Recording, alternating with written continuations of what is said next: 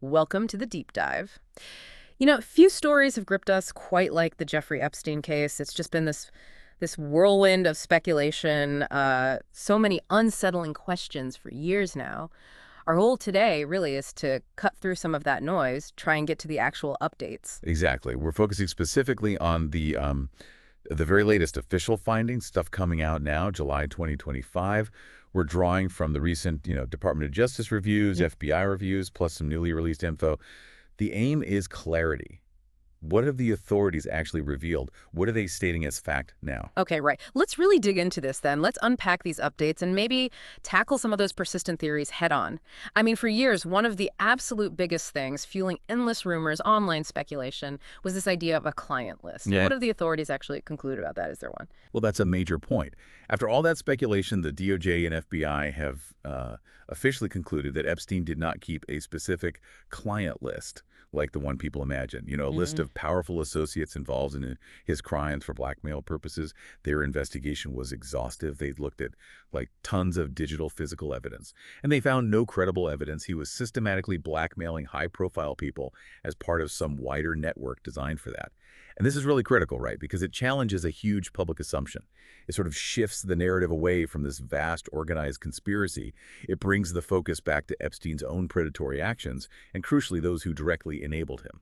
Wow. Okay, that's a significant finding, especially given how widespread that client list rumor became, Yep. deeply ingrained. I imagine for many people that might be a difficult conclusion to, well, fully accept, wouldn't it? It likely is, yes. But then for others, the circumstances surrounding his death, that remains an even bigger point of contention, maybe. Lots of people still suspect foul play. What did these latest reviews say about that? Yeah, that's the other big one.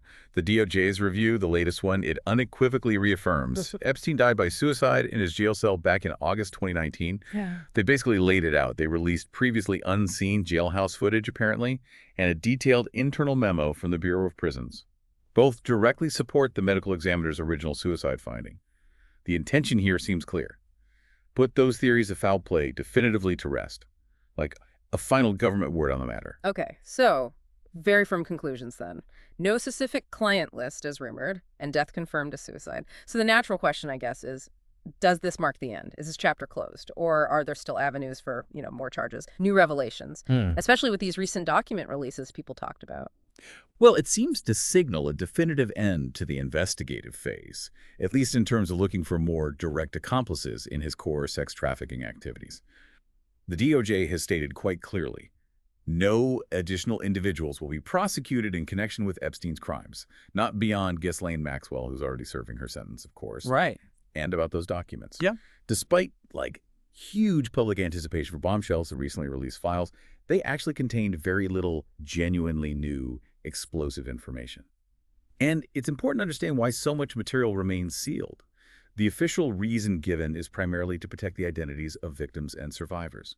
They're saying it's not to conceal some grand conspiracy, as, some theories suggest. Okay, that explanation about protecting victims, that makes complete sense. Still, I know many people were really hoping for more, for revelations. So what was in those documents then, if not bombshells? And what about all those connections to high-profile people that keep coming up? The releases included things like some flight logs, heavily redacted address books, lists of personal items, things that give a glimpse into his world, sure. But crucially, none of it provided that sort of smoking gun detail people were perhaps expecting.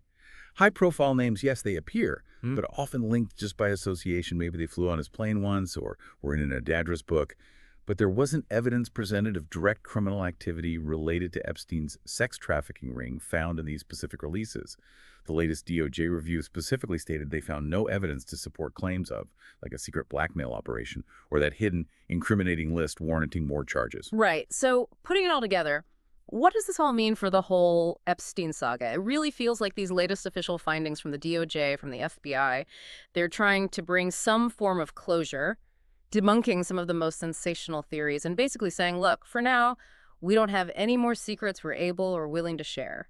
Indeed. And what's so fascinating, isn't it, is that despite these authoritative conclusions, no client list, death by suicide, the public fascination, the skepticism, it just persists really strongly. And that raises, I think, a really important question for you listening right now. Why do you think that is? Even with official statements, new details from the highest levels, Why do questions about how he got away with it for so long and whether the whole truth is out? Why does that still spark so much, well, outrage and public doubt? Hmm.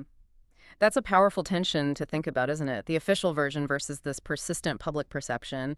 These questions that just linger around such a profoundly disturbing case. It really speaks to that enduring human need for answers, I suppose, Hmm. especially when things feel unresolved.